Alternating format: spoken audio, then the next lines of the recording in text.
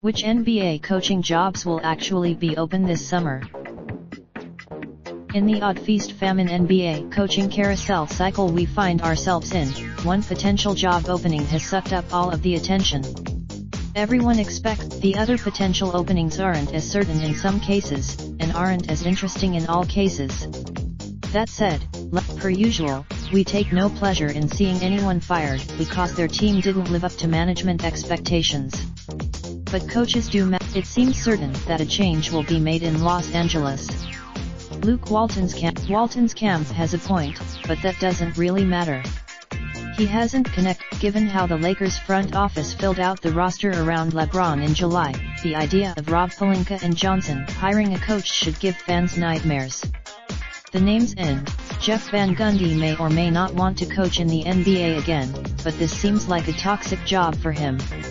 And would never survive, is probably the best possible option. Here he checks every box in that he's close with LeBron, good with the media, develops players, and is a legitimately good coach. But it doesn't seem likely that will let him out of his contract to chase the job, or that he would even ask, since he might be coaching Zion Williamson, and next season. Wherever the Lakers go, this story will be enormous until it's resolved, and for good reason. The Cavaliers were one of 3 teams to make a coaching change during this past season. Interim head coach Cleveland probably will make a change, since Dan Gilbert loves little more than firing and hiring head coaches. Consider that this is not a great job, by the way. The roster is bad, elevating to the latter position.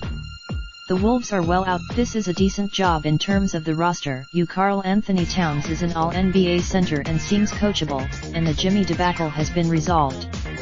The franchise owner, this may not even really become an opening if Glenn Taylor simply gives Saunders a new contract to see what he can do in a fresh season without all of the Thibodeau distractions. Always be wary of. Chicago canned Fred Hoiberg and elevated a gym teacher's whistle in human form. The Bulls have been, but with Wendell Carter and a high draft pick, this weird front office usually nails the draft. The roster could actually be decent. And Chicago's New Orleans fell apart early on due to injuries and just not being as good as they were last season in some key areas.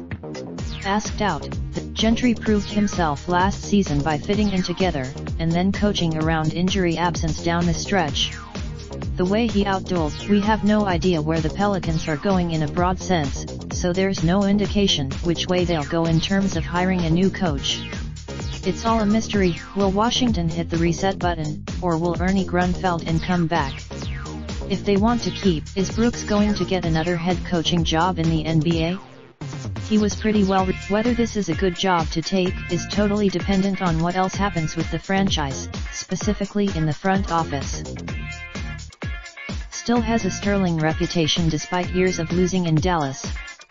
He seems to be Igor Kokosov hasn't had a fair shake in his first season, but when has that stopped Robert Sarver from making an erratic decision? Never underestimate the ability of both Dave Yerger and the Kings front office and ownership to make things weird in the face of success.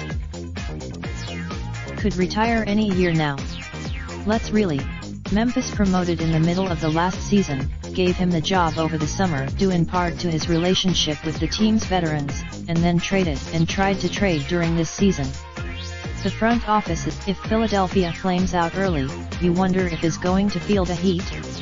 Other teams would. Related slideshow, best of the NBA season provided by Iman. Raindrop, drip, drop top, top smoking, no cooking the hot bar. Fucking on your bitch, yeah, that.